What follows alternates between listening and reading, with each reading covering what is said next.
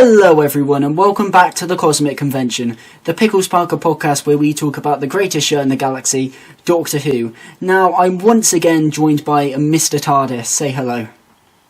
Hey, how you all doing? You all good? Awesome, I'm good. How are you doing? Yeah, good, thank you. All good. Thanks so much for having me back on. No worries. It's great having you back on. Obviously, you were the first proper guest, I think, when we recorded all the way back in August. And yeah, you were great actually for like promoting it, and you got me so many like more views and subscribers. I think that podcast that we that original podcast we did is actually my most popular video, which is awesome. And yeah, nice. Well, I see you've had a few other cool guests since then. Yeah, I've been getting a few guests on. I've got a number of guests lined up for the future as well. But I wanted to get you back on because you were great to speak to, obviously, back then. And obviously the status quo has shifted quite dramatically, obviously, from when we last spoke all the way back in August, obviously speculating on Revolution of the Daleks, reflecting on Series 12, which was a much more recent series then, obviously, than it is now, just getting into it being a year old, I suppose. But obviously now the status quo has drastically changed. Obviously we've just had Revolution of the Daleks. We've got a load of new information about Series 13. Obviously just today we got quite a big confirmation, I suppose, in terms of what's going to be in Series 13. So I thought it would be awesome to get you back on to discuss all of that. But before any of that, and this is probably not going to be interesting to anyone else but to me, is I'd noticed that you're no longer Mr TARDIS Reviews, you're just Mr TARDIS. Messed up my original thumbnail. No worries. That's all. It's mainly because I had a bit of a rebrand back in like November time, I think. But that was because I'd only just very recently discovered that you can change your public YouTube name, and I had no idea you could do that. And if I'd known, I would have done it way earlier. Yeah.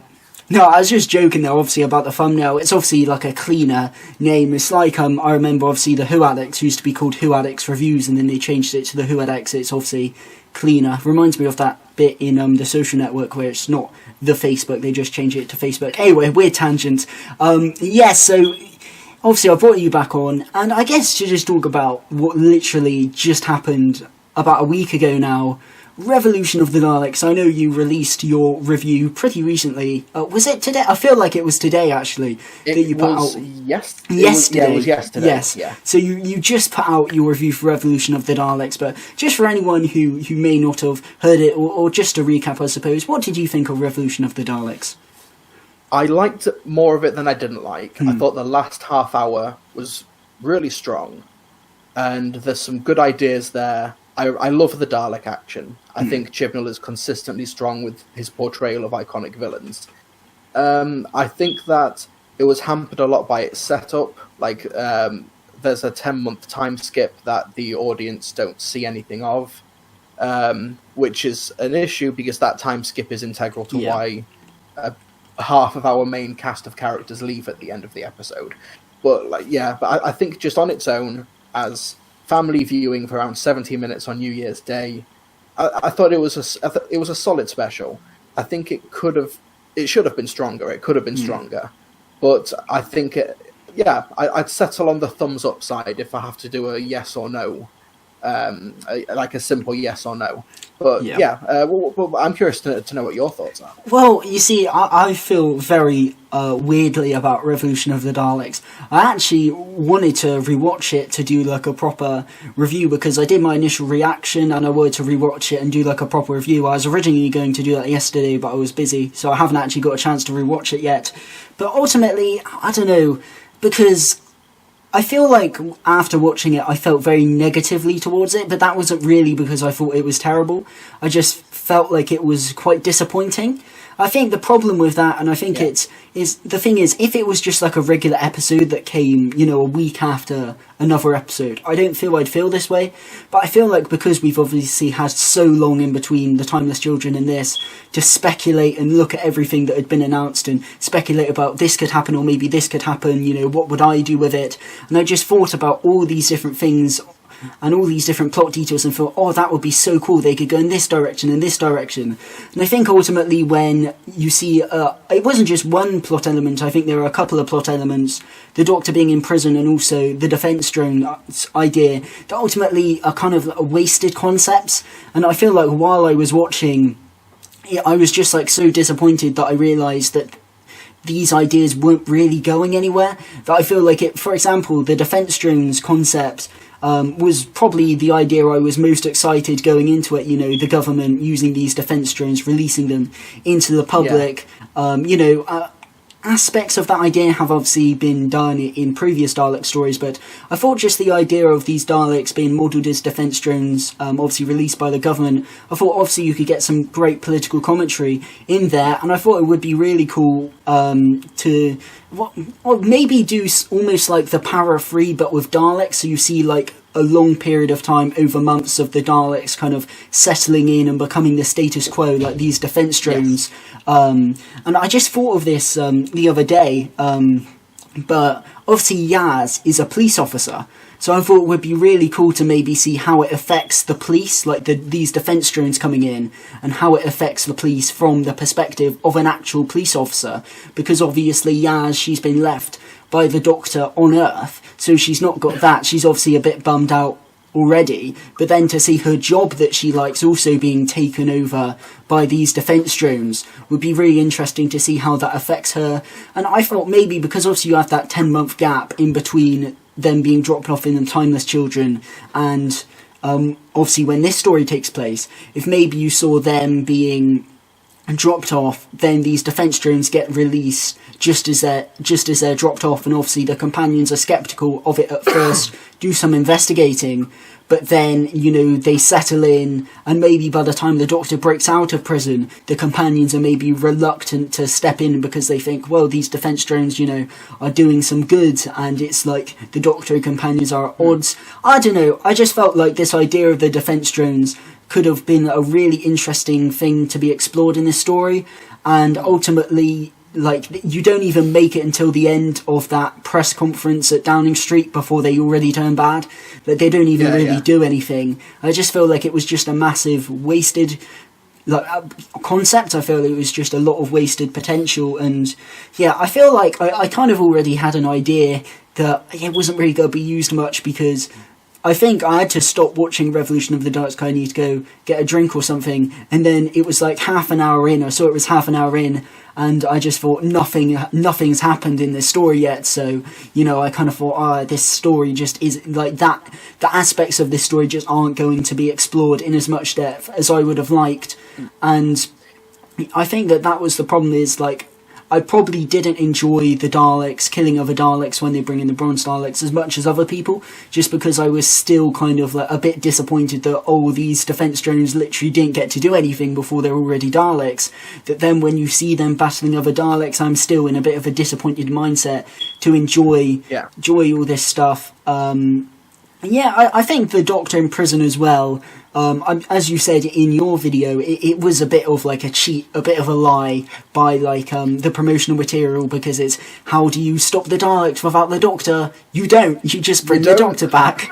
And yeah, it was just very, I felt like that aspect also just felt very disconnected from the story. Like, by the time the Doctor gets back, there's not really any references to the prison, and it feels very strange. It feels like the Doctor was only really put in prison just to get the time jump, because ultimately, I mean, we may see some ramifications of the Doctor being in prison in Series 13, who knows, but as soon as the Doctor gets out of prison, that's just quickly forgotten about, I suppose.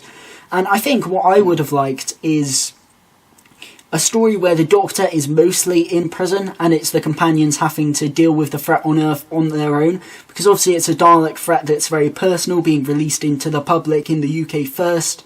And I thought it would be really interesting seeing these companions, you know, towards the end. Obviously we knew Graham and Ryan were going to depart, but companions who were experienced travelling in the TARDIS, but we never really see them had to properly deal with a threat without the Doctor. Like, maybe we kind of saw it in the Timeless Children, but that wasn't really in any depth. So, to maybe see a whole episode focused on that, and, maybe it goes wrong, maybe that's... Well, before the episode went out, I was speculating that maybe if one of the companions were to die, maybe that's how it would be, because the companions couldn't properly deal with themselves without the Doctor, and then the Doctor might break out of prison, only to discover that by the time she's got back to Earth, it was too late and all this stuff has happened, and maybe a companion has died or something, or maybe the Daleks have, fully invaded Earth. Who knows? I just feel like there were lots of plot ideas that felt as if... I feel like Chibnall does this a lot, where he comes up with brilliant ideas just as a means to an end. Like with the Timeless Child, he just wanted an alternate backstory for the Doctor, and he kind of accidentally stumbled across this brilliant idea of the Timeless Child and what that could mean for Gallifrey, but he only did it just for it to be the Doctor, so that brilliant idea was kind of a lot of missed potential.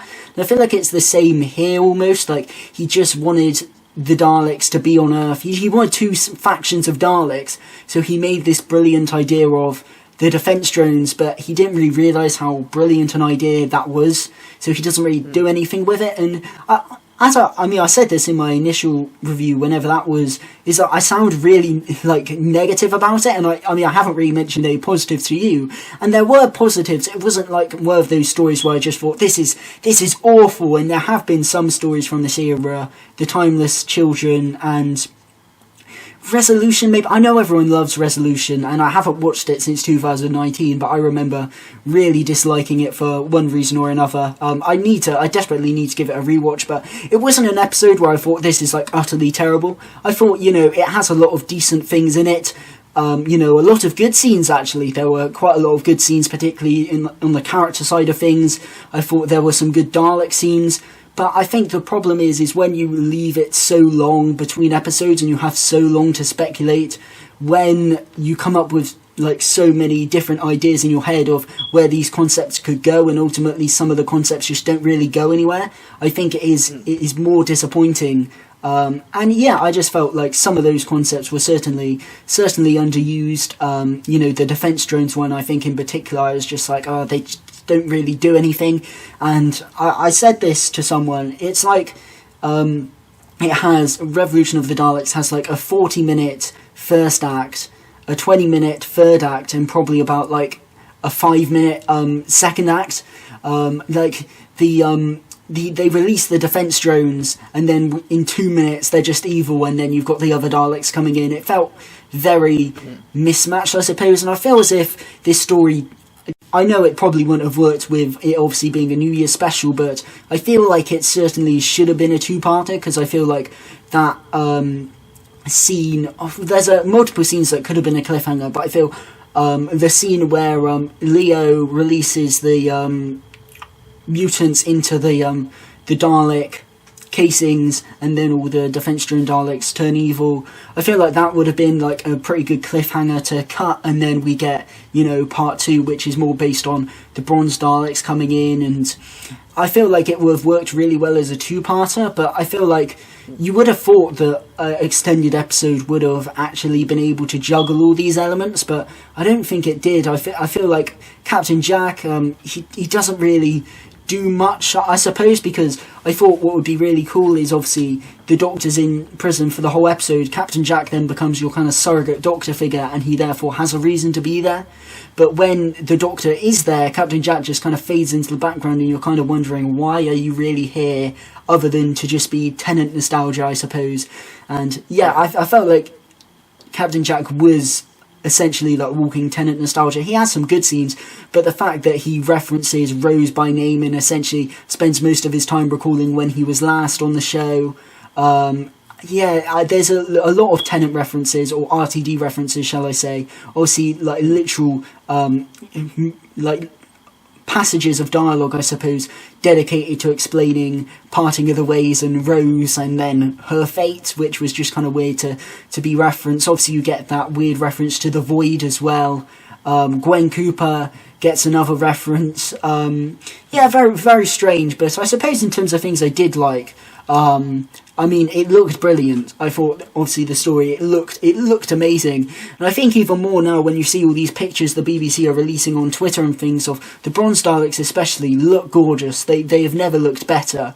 I think Lee Haven-Jones did a brilliant job. I think the score by Second Akinola is really good as well. I've been listening to it recently, and some of the stuff is really good from that score. I think Ryan actually has his best episode, because I haven't been an amazing fan of Ryan. I've been a bit critical of Tosin Cole's acting, but I thought he was really good in this episode. Tosin Cole and Ryan, I thought Ryan was actually given the spotlight for once. Maybe not in terms of like the actual plot, but in terms of character moments. Like, I thought that scene, obviously, where he speaks to the 13th Doctor is easily the best Ryan moment, and possibly the best episode.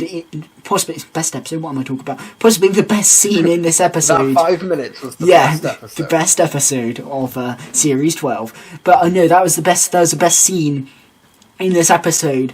But it was also weird because it almost felt like Ryan and the 13th Doctor hadn't ever had an isolated scene like that before. It was very strange. I just felt like they'd never really done that before. They probably have, but it just didn't really feel like they'd had kind of like a heart-to-heart moment like that before. But even so, it was a great scene. And while I think Ryan's been particularly underdeveloped as a character, I think you really felt like you really understood his motivation, and it was well threaded throughout the story. And then, yeah, I thought Ryan had a really good episode. I thought Yaz was pretty good as well. I thought I liked some of the character stuff. She has like a conversation with Captain Jack, and some interesting stuff is being set up with her. I thought the 13th Doctor was pretty good. I don't think Jodie was quite as good in this story as she was in maybe some others in Series 12, but I still think she was good in this story. And I think, well, again, one of my main drawbacks is just Graham. He's just like, he just doesn't do enough in his final story, which is just a shame. It's odd. It's like you said in your review that it's odd that out of Ryan and Graham leaving, it's Graham who you didn't feel as sad for. And I was the same, because Graham's the one companion out of the three that I've really felt attached to. Yet I struggle to really feel as that departure didn't feel satisfying, whereas Ryan's actually did feel satisfying. And I feel like that's because obviously Graham's departure is more of, Ryan's like, well, I'm leaving, and Graham's like, well, if you're going, I'll just go. But also because Graham doesn't really do anything in the entire story, it just feels like if we don't see them again, it does just feel a bit unfortunate that Graham was given the short straw. I've just been rambling, I guess, about Revolution of the Daleks, but no, it's particularly mixed. I think there were some good points, there were some bad points. I think I probably need to rewatch it, but I feel like it just had so much potential, and I think it really could have been something special. And ultimately, it's kind of settled on like an okay Dalek story. Like, it's fine, probably about a 5 or 6 out of 10. Probably more of a 6 actually, but I just feel like it really could have been maybe an 8 or a 9 with some of like the ideas it had and the potential it had to take certain things in different directions, and ultimately it just didn't really do that for me, I suppose.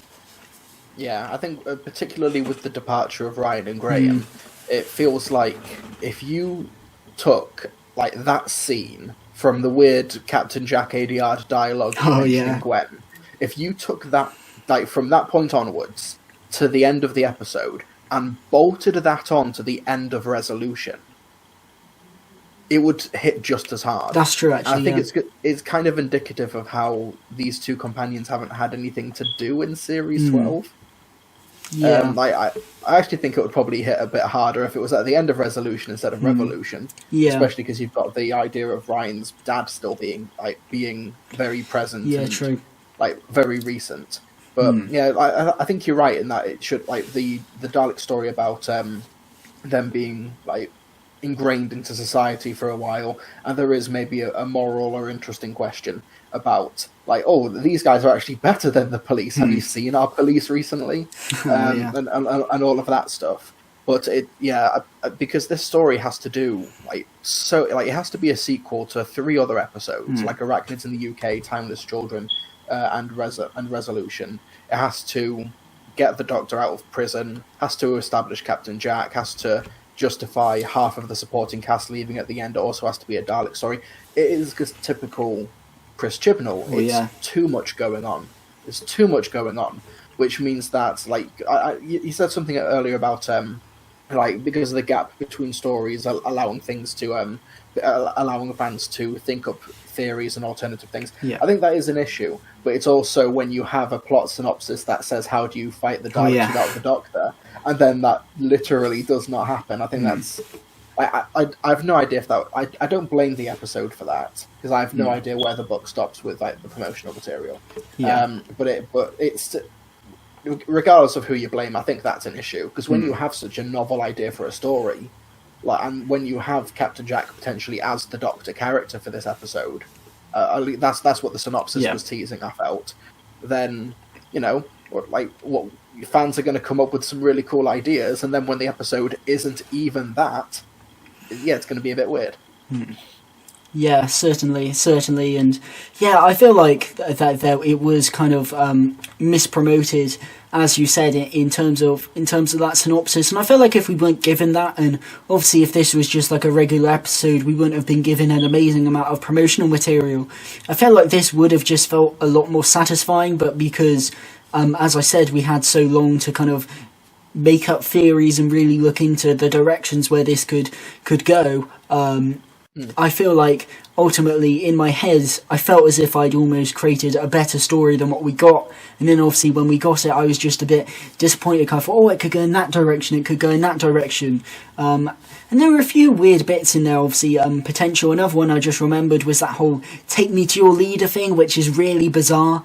It's a really weird scene because it feels as it feels like if it wasn't to take you to the Emperor or the Supreme Dalek or Davros, then why is the scene in there? It feels very, very strange. It almost felt like Chris Chibnall wrote in like the Supreme Dalek, and then they realised, oh my god, we don't actually have the prop when they were going to shoot, and they're just like, well, we've already recorded the scene with Robertson on the Clifton Suspension Bridge anyway, so we might as well just keep it in. It felt very strange. It felt like if that scene isn't put in there to build up to a reveal of some kind, then why is it in there?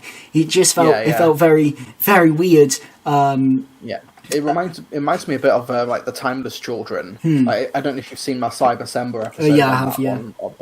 But you get these things where like Yaz is like, it's okay, we're going to find the Doctor, we're going to rescue her, and it's like, this is building up to something, and then it turns out no, she breaks herself out of the Matrix. And there's when she's talking to the Ruth Doctor, and she says, people need the Doctor, you need to go out there and save them, and then it turns out she doesn't actually do anything in the end.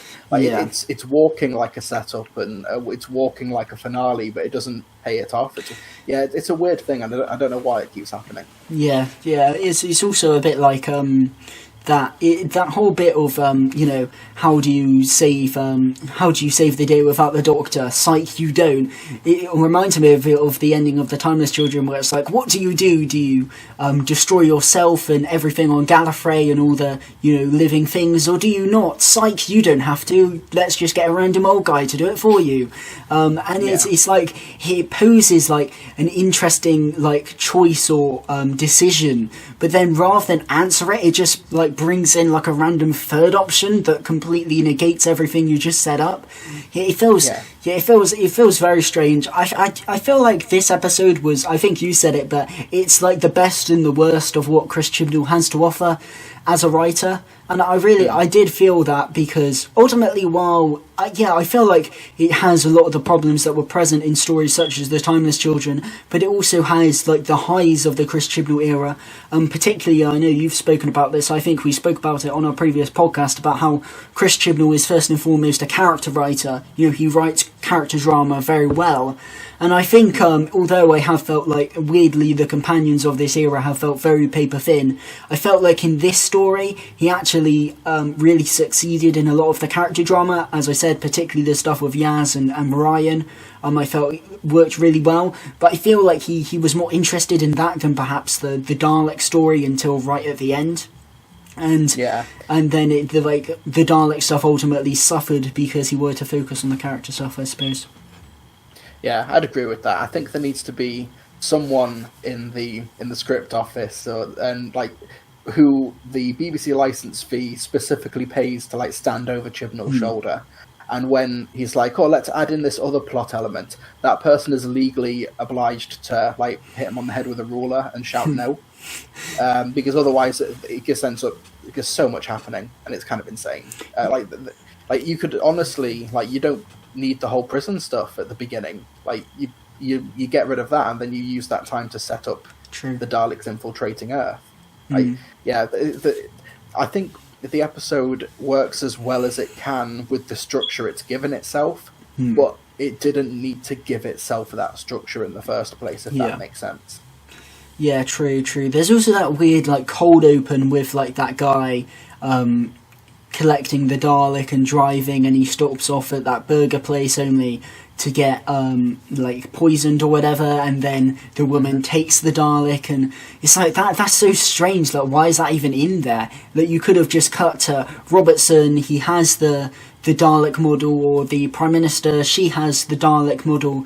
You just should have cut to that and that would be fine. There's no reason to have a random about probably 4-minute scene of a completely not relevant incidental character being killed and another character who we never see again picking it up. And it's very strange. It feels like a lot of time could have been diverted in other places, and a lot of ideas that don't quite have enough time to breathe could have had more time to breathe if a lot of stuff had just been cut out. The prison stuff, while it's cool to see it ultimately doesn't really go anywhere. So if it doesn't get set up, I'll go anywhere. If it doesn't go anywhere in Series 13, you could have really cut the whole idea of the Doctor being in prison anyway.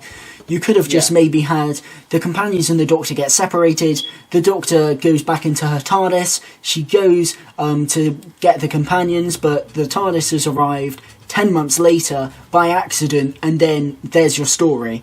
You don't need the Doctor to be in prison unless you're going to take it somewhere in Series 13.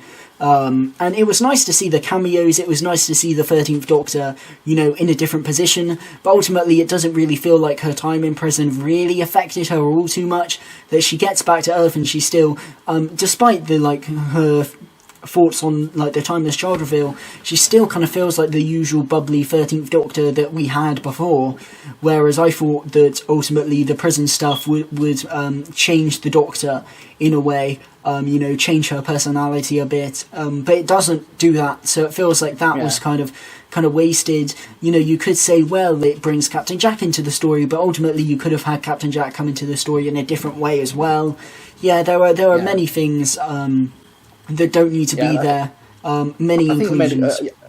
I think you've made a good point about the how the Doctor, with the exception of the scenes where she's explicitly talking about what she's learned over the past few episodes, is still just her normal, usual self. Because I think the Timeless Children was trying to, tread a very thin line between, oh, this is a big game-changing revelation, but it also doesn't actually change anything at all. And this is an example of it not being able to do that. Either it has fundamentally changed who she is and how she views herself, or it hasn't. And it's this is obviously this was filmed pre the episode's broadcast. This was part of the production block for the end of Series 12. So this isn't we saw the quote unquote feedback, i.e. angry people on Twitter, and we're taking a different approach. This is been the plan for it, and it's very strange. Because I'm one of those people who thinks that I'm all happy and okay changing the history, but you actually need to tell stories with that. Otherwise, it's just superficial for the sake of. It's just change for the sake of change. You're not actually doing anything, and I hope that Series 13 actually does that. But if that's the case, if what could be Jodie's last series, we don't know. Then 2/3 of her series will have been dedicated to a mystery that's not really being committed to. Yeah, certainly, and there obviously have been those rumours about whether Jodie will leave in Series 13, whether she won't. Who knows? We did think that obviously I think Jodie said that she had no plans on leaving, and then obviously the Mirror then reported that Jodie is leaving, and ultimately we don't know, but I feel like if it is just taken up with the Timeless Child and the Roof Doctor, as much as I would like these elements set set up to get a payoff and for Chibnall to actually do something interesting with them. Also, if it's Jodie's last series, then, would you like all of that screen time taken up by that, especially if it's 7 episodes? It's certainly odd. I don't know where Chibnall is going with it, really, because part of me thinks that maybe he'll do something interesting with it, but then part of me thinks that Chibnall only did it just so he could have an alternate backstory for the Doctor, and then ultimately he might not really touch on it again, in terms of like the actual idea of the Timeless Child. I don't really know, but I'm in a weird position, because while I really didn't like the idea of the Timeless Child, part of me would prefer if it was retconned and never mentioned again, but also in terms of a story structure, I'm kind of fed up of showrunners introducing things only for them to retcon it themselves. Like the Paradigm Daleks, for example, not a lot of people liked it, but it would have been interesting to see where it went, but nope, it just got retconned instantly, and we never heard from them again. And I feel like this would be kind of another situation that, even though I don't like the Timeless Child, I'd at least like for Chibnall to maybe redeem himself and tell some interesting stories with it, rather than just, throw it away and retcon it. I'm not sure if he will, retcon it. I doubt he will. But I have I don't have a feeling, but it wouldn't surprise me if he just ignored it, because he kind of did everything he really wanted to do with the Timeless Child idea, and he didn't really add it there to explore it. He only did it so he could have his alternate backstory for the Doctor. Who knows, but I do agree with you that I feel like a lot of decisions for Series 13 would be seen in a different light depending on whether it's Jodie's final series. Like the whole 7 episodes thing, if it's not Jodie's final series, I'm kind of fine with it. But if it is Jodie's final series, then I'd much rather them make 10 episodes and delay it until 2022. Just because, at least in my opinion, I'd much rather they put everything into it and really perfect it and make it perfect and make it, the Series 13 they want to tell, rather than just kind of cut it down and heavily edit it just so they can film it through COVID. I feel like I'd much rather wait for, I suppose, in theory, a better and more polished product, I suppose, rather than, rush this series of Doctor Who just to get it out slightly earlier. I think that if it is Jodie's final series, it would be a shame for it to be like a shorter series, because that would just be a shame, especially as you've got to introduce a new companion. We already know that the Sontarans are coming back, and obviously the Weeping Angels as well, which was literally today when we saw those set photos, so we already know they're coming back. I think we know that Sash Dhawan is coming back. The Roof Doctor is probably coming back, so there's a lot of elements in there. If the 13th Doctor leaves, then probably Yaz would probably leave. I can imagine John Bishop's character being a holdover, but I imagine Yaz would be one of those companions that's kind of like they stay for most of a Doctor's run and leave either in the same story as that Doctor or just before, a bit like Tegan with the 5th Doctor, that she's there for most of the 5th Doctor's run and then leaves just before he changes into Colin Baker, or Jamie, he leaves literally at the same time, before obviously Patrick Troughton changes into John Pertwee. I feel like it could be a similar thing with Yaz, so if that's the case, that's a lot to fit into 7 episodes or 8 episodes.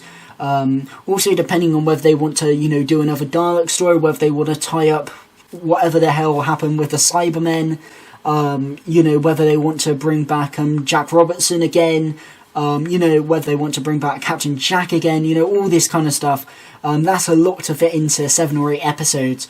And if it is Jodie's final series, then I feel like that would just be a bit of a shame, really, because it wouldn't feel like the focus, I suppose, is really on her and her final series, I guess. But obviously that all depends whether she is actually going. If she isn't going, then it's not a problem, but if she is going, then ultimately it would be a bit of a shame if her series is just kind of overstuffed and she's not really the focus of her final series. Yeah, I'm hoping that if this is meant to be her last series, that it's maybe a semantics like sleight of hand.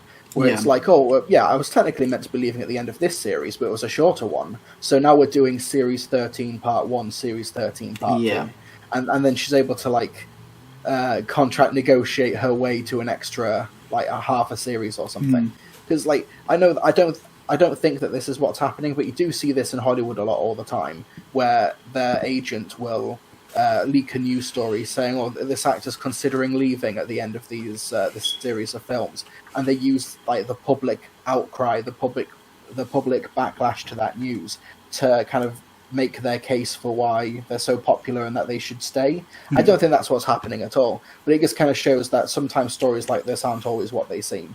Like, this could be like Jodie's last series, but if it is going to be as busy or as overstuffed as we've kind of come to expect from this era, unfortunately, I think that would do her a massive disservice, in my opinion. I think that she is an undisputably very talented performer, but she's not been able to have her moment in the spotlight, especially with like the idea of what Revolution was being sold as, this story, like how do you stop the Daleks without the Doctor? That could have been like a heaven sent type story where she's in prison on her own. And I think I said this in the Can You Hear Me review around that time, where I don't know what these companions are like if they're separated from the Doctor.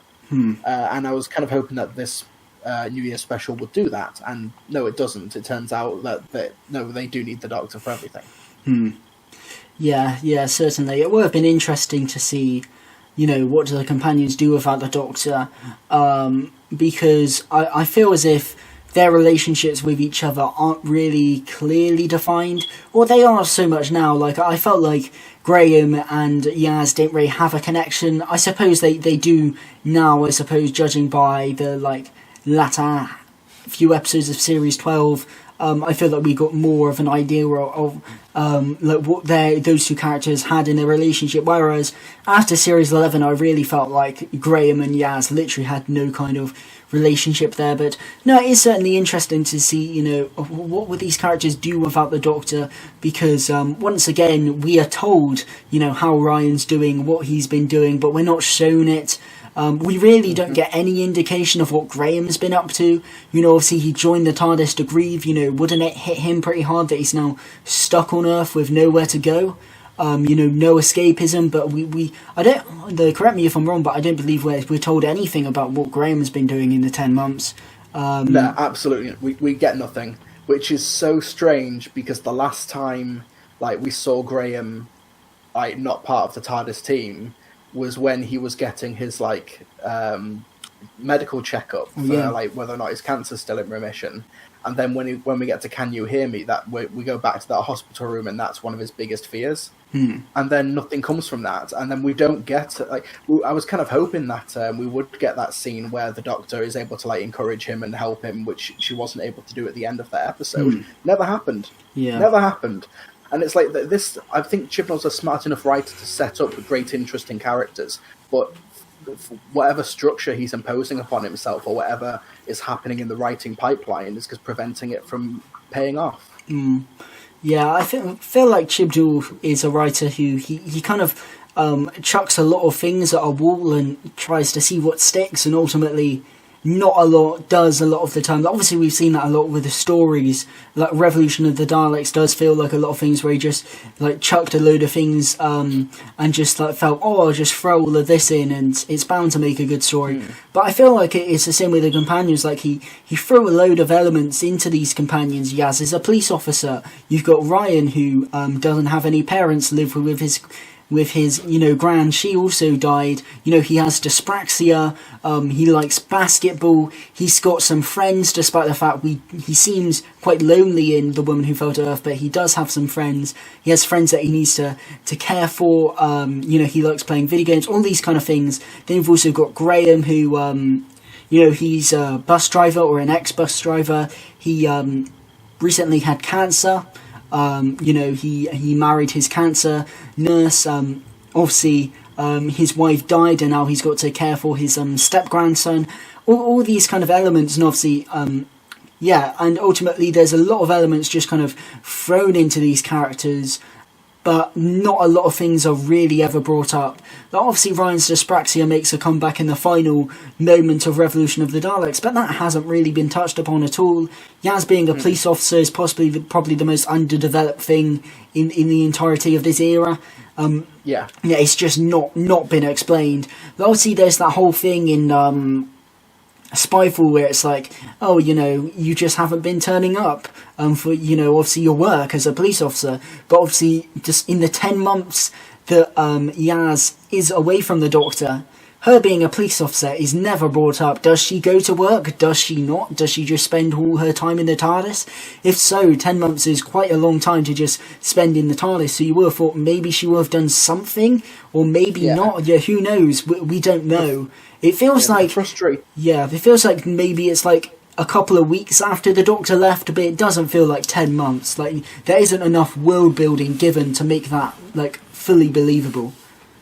Yeah, the frustrating part is that, like, lapses in logic, like, what has Yaz been doing for these 10 months other than creating a weird wall of sticky notes and stuff on the TARDIS? Like, we could ignore, like, lapses in judgment or, like, lapses in logic like that if there was something, like, really, like, dramatically effective or interesting to chew on otherwise. Like, we can suspend our, like, suspension of disbelief and stuff like that for things like that.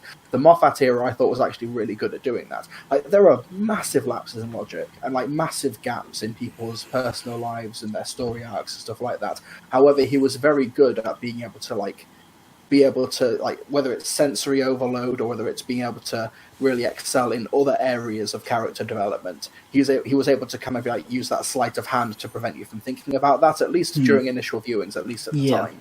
But I think Chibrel's he's not got that flair for the theatrical, which, like, obviously not every writer needs to have, but I think to tell these stories with these big lapses in logic, it really does help.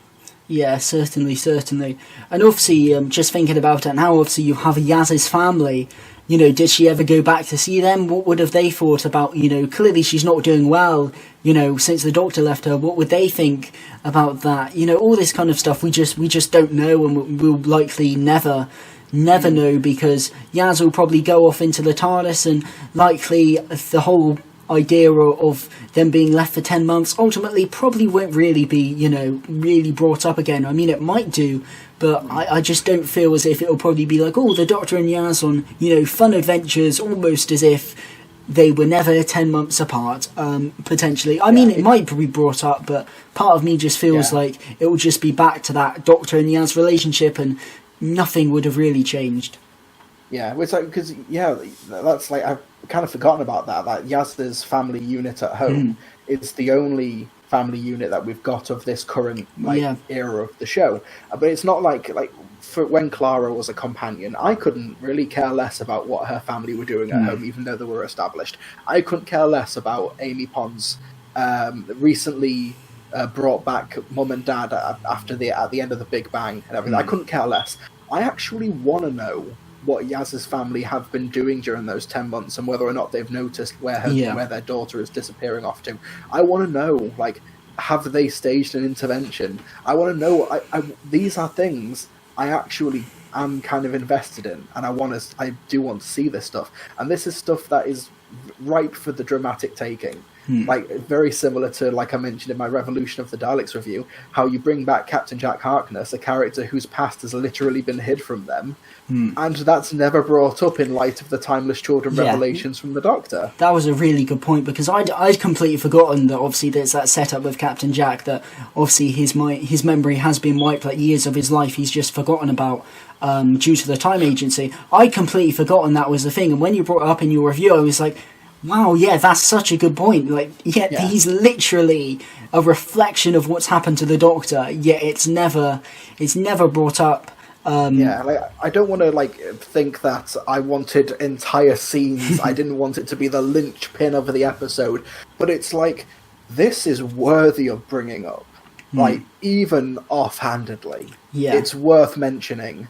Like, even if the Doctor's like, no, that's different. It's like that you're able to do that and I'm not. Like, I get it. Like, it might be a bit of a shortcut to do that, but I think it's something really worth mentioning, and it never is, and it's so frustrating. Yeah. But like, but then you also get scenes like the Doctor and Ryan in the TARDIS, and it's so strange that there's a 4-minute journey to Osaka, which is okay, whatever. Like, I don't mind, I guess. But yeah, but I do love that scene. It is and a good scene. I think Tosin Cole's had a really bad rap from like people talking about and like reviewing the series. I think he's way better than people give him credit for. I think like this is going to sound like massive conspiracy theory stuff. I don't think people watching drama are quite like they're not quite used to seeing stoic characters. Like, it's either big emotions, tears all the time, like yelling and throwing things across the room like Shakespeare, spit coming from your mouth. Like, that's not the beginning and end of drama. I think that Tosin Cole, while he didn't always have the material, I think had a really great I think he had a real dignity about his performance, like that, like a stoicism, a sort of kind of a bit of a teenage tryhard who wants to be seen as cool. Like I tried to incorporate some of this stuff in my audio drama, The Collateral of Ivanhoe, where he's given a walking stick because of the security scans picks up his dyspraxia, and that really embarrasses him. And at one point, like when there's like an earthquake in the room he's in, he stumbles over and hopes that nobody noticed him do it. I think like Orphan 55, bad episode. It's a good showcase for Ryan. Yeah, because he's trying to impress that girl. And I actually think that Ryan is a pretty consistent character from beginning to end. And Tosin Cole plays him well, but I think people might have maybe slept on his performance a bit. Yeah, I think a lot of that I've openly said this myself, a lot of the reason why I sometimes find his performance sometimes a bit wooden, I think it is a lot to do with the accent. I think, I'll admit, I do not have an ear for accents, so those criticisms, I'll accept those. But for me, it doesn't register with me because I don't have a good ear for accents. Yeah, I think it's just obviously he's asked to do like a Sheffield accent, and obviously Tosin Cole isn't from Sheffield. I'm not sure where he's from. I think he's from London. I could be wrong on that.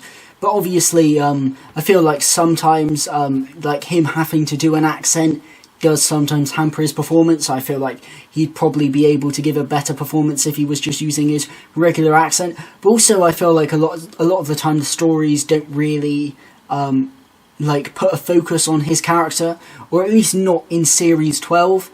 I feel like often, a lot of the time, obviously in series 11. A lot of the time, obviously, he had that rocky relationship between him and Graham. But obviously, I feel like then in Series 12, you never really see him having fun. I suppose, other than, Orphan 55, where he seems to be enjoying himself. Obviously, talking to, I can't remember her name, but obviously the girl he's trying to get with in Orphan 55. But obviously, I feel like often you just don't really see enough of that because Ryan isn't given the focus.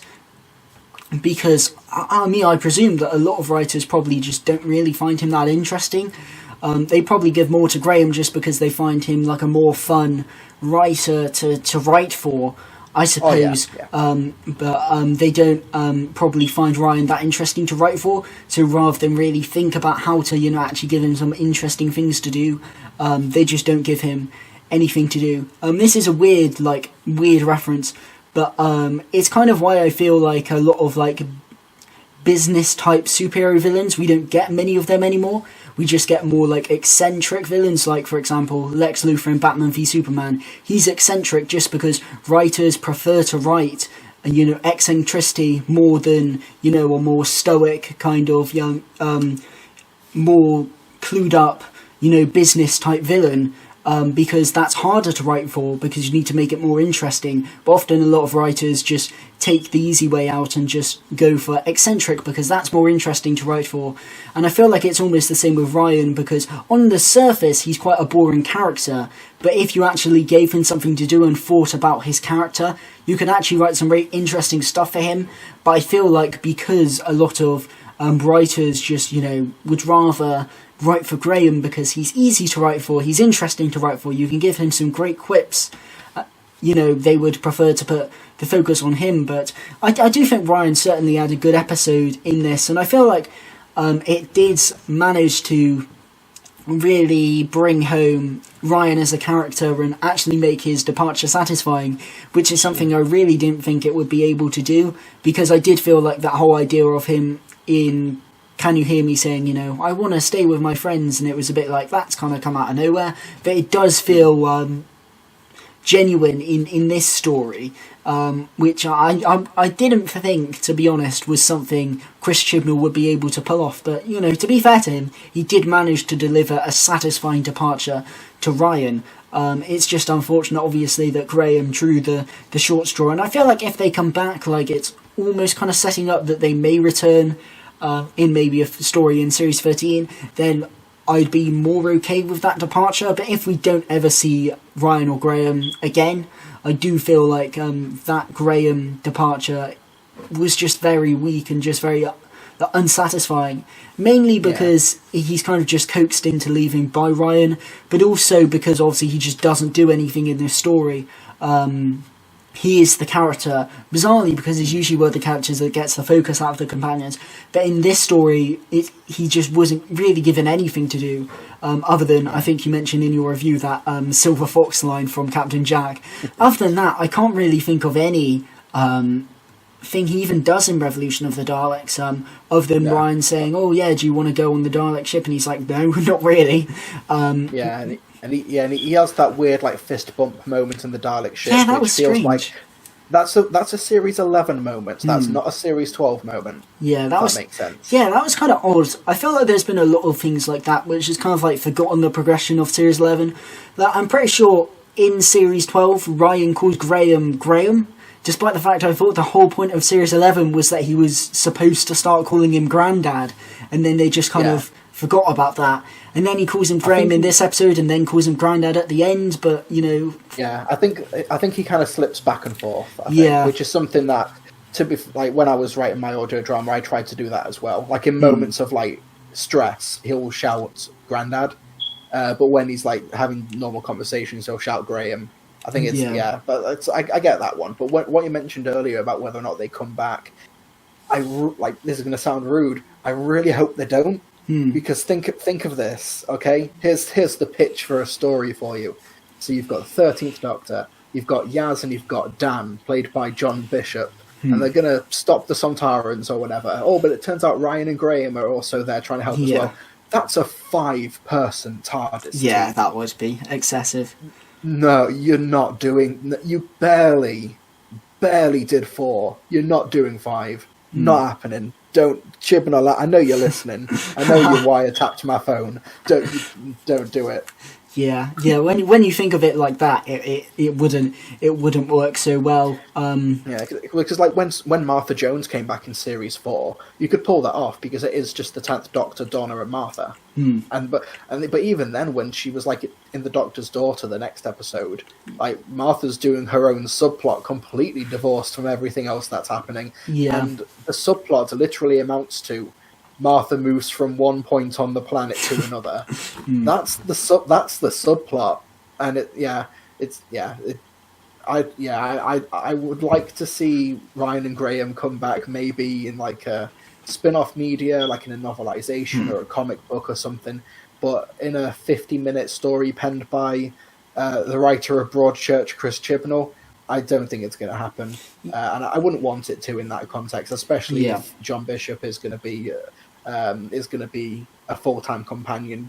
You've got a theory saying he might join in episode 3 or 4 because of a slate that was seen on location for an episode where he was seen on location for. But that is like, we don't have all of the information there. For all I know, the DOP or the camera assistant might have their own way of marking slates, so it could be something else. But so if there is like 2 or 3 episodes where it is just the Doctor and Yaz, I think that'd be pretty good. I think it'd be good to have John Bishop join halfway through a series. I think that's something that could benefit ratings and stuff. Or you get a mid-series bump because you get a new companion joining in, but you also get hopefully the stories where you just have 2 characters travelling in the TARDIS, and you can actually explore them.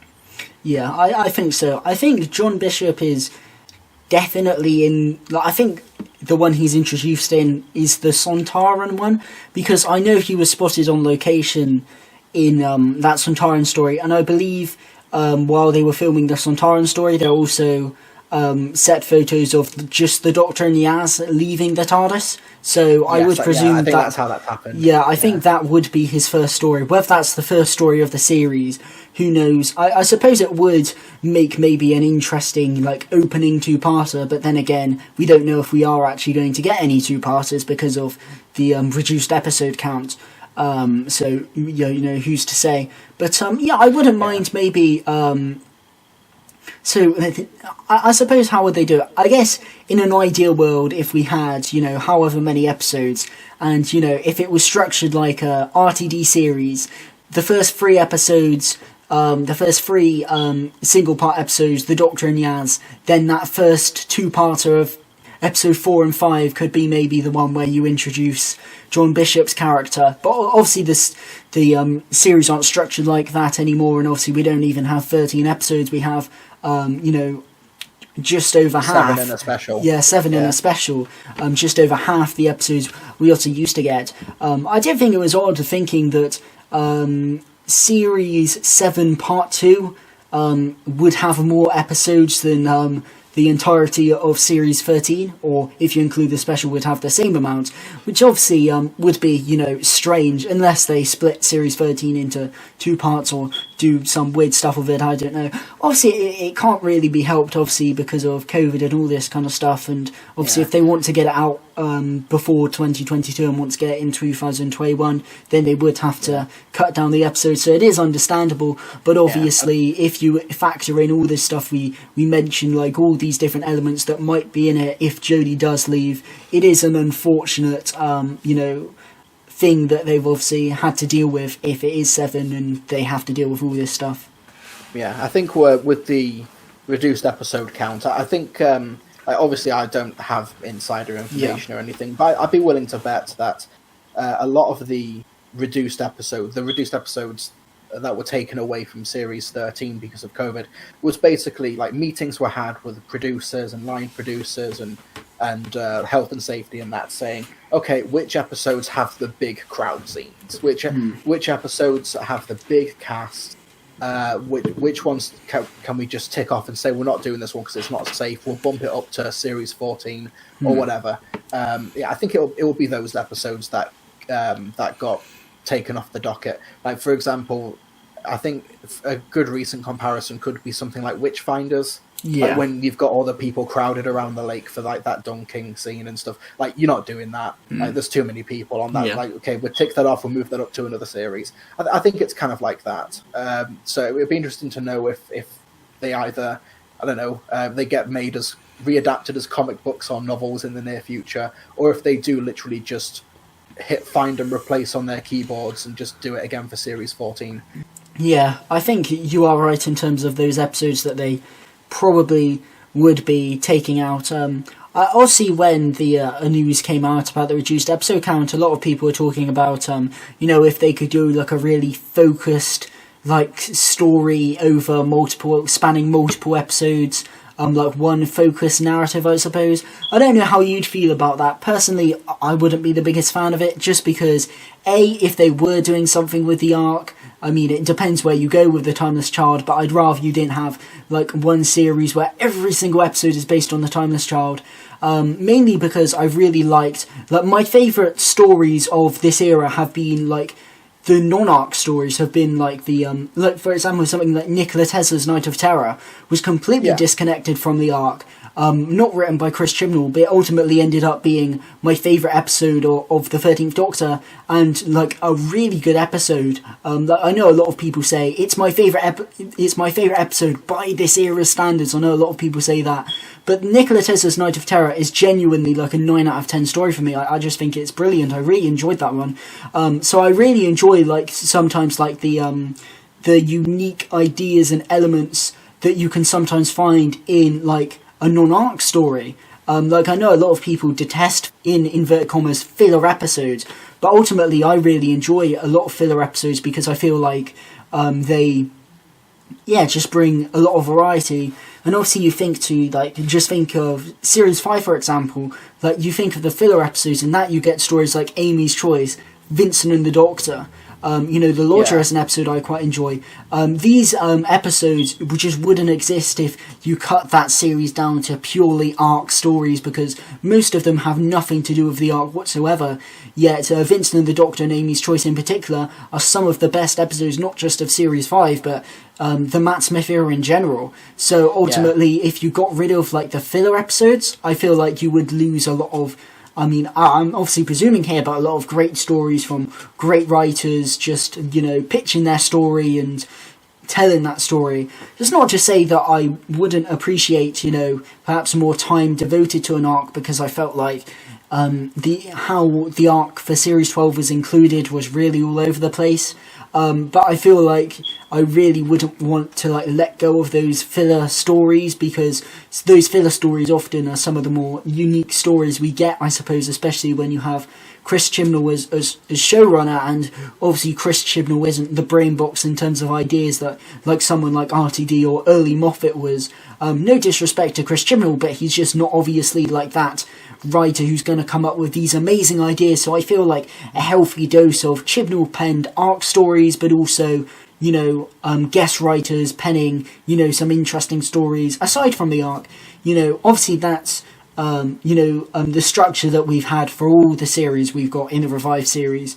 But I feel I take issue with the term filler episode, because it's like Doctor Who's like a serialized storytelling, and it's like, where do you draw the line for filler? In Series 3 is like the Lazarus Experiment and 42, they're not filler episodes because they mention Mr. Saxon. But you get in Series 2 you got Tooth and Claw, which is like a Russell T Davies penned episode with it kind of sets up Torchwood, so it's like that's not filler. But I think as for if the next series should do like a one long arc, it would really depend on what the arc was. Like if the arc is John Bishop playing Dan, for some reason that's just what I'm going to refer to the character. John Bishop playing Dan. He's stuck in a Groundhog Day style loop, and it turns out every single episode it's a different version of Dan or something. I don't know. That'll be fun. Do that one. Like 1 week Dan's a Sontaran. That sounds fun. But it would depend on the arc. But I think Doctor Who is kind of you'll have these overarching themes like the Silence or Bad Wolf, Torchwood, and the Timeless Child and stuff like that. But it really is the stories in the middle, which is where you find some of the most entertaining and endearing content, like the Series 6, The Girl Who Waited. Oh yeah, exactly. Like Series 4, Silence in the Library, which it plays into the River Song story arc, but that was the start of it. That was technically filler in Series 4, I guess. But so because it's not like an anime where they have to stop one arc for 4 or 5 episodes in order to bank some animation.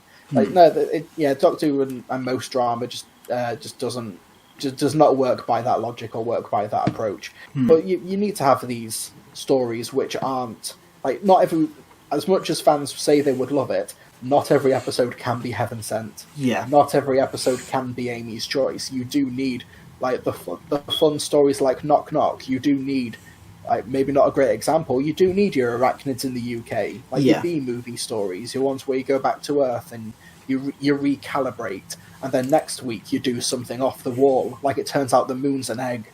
You need that sort of stuff in the show to give it variety. And if you're not doing that, you're missing a trick. Yeah, certainly, and I mean, I don't personally see these stories as filler stories, but obviously I was just saying that because that's what a lot of people deem them as. Right. I was seeing a lot of people just say it because they're like, well, if it gets rid of more Orphan 55s, then the better. But I feel like, not every story that's disconnected from the arc is guaranteed to be Orphan 55, just judging by Series 12, you did get some good non-arc stories. I'm really trying not to use the word filler here, but non-arc stories, I suppose. And I do agree that a lot of stories blur the lines between, is this story filler or non-arc, or is it? Because obviously, like you said, a story like 42 like technically you could deem it as filler, but also it does include the arc. Like a story like Amy's Choice, you know, technically it doesn't add anything to like the arc surrounding the cracks in time, but in terms of character arcs, it's a pivotal story in terms of Amy and Rory. So ultimately, it all depends, you know, how do you do that, how do you not? Ultimately, Orphan 55 is almost a pivotal story for Ryan because, as you mentioned before, it really shows him, you know, shows a new side of his character, which you wouldn't have really seen before, having not seen that story. So ultimately, you know, every story, I feel, has a purpose. And as you said, you do need those fun stories to just balance it out.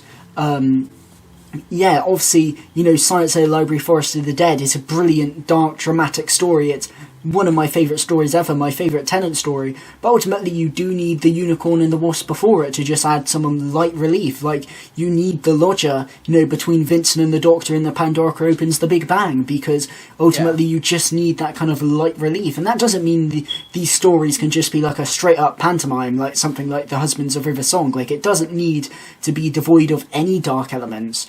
You know, it's just like a fun time, like a fun story can just be as enjoyable. That even in the classic series, you get those stories that are just like a fun time, and they are a fun time. I feel like Doctor Who does need those stories that are just a bit of light relief. And I feel like if you did just do an arc-heavy story based on the Timeless Child and Gallifrey, the Division and Alternate Doctors for all 7 episodes, then I feel like you're running the risk of, if the story doesn't engage you, you're just not going to enjoy that series at all. Also, the general audience as well, if they're not interested in Gallifrey, which I presume a lot of people aren't, then generally, you know, I don't want to talk too much about viewing figures because, as you said when you were last on, obviously Doctor Who generally is doing bad when compared to previous Doctor Who, but is doing pretty well in terms of the current TV landscape, in terms of broadcast TV. Like, it's not doing awfully, it's just doing bad when you compare it to the heights of the David Tennant era.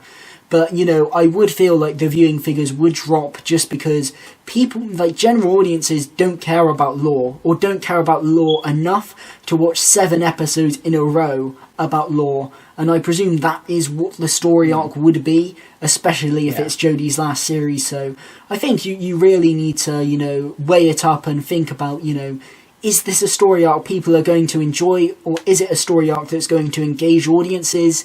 You know, is it a story arc that would be worth getting rid of a lot of stories to dedicate time to?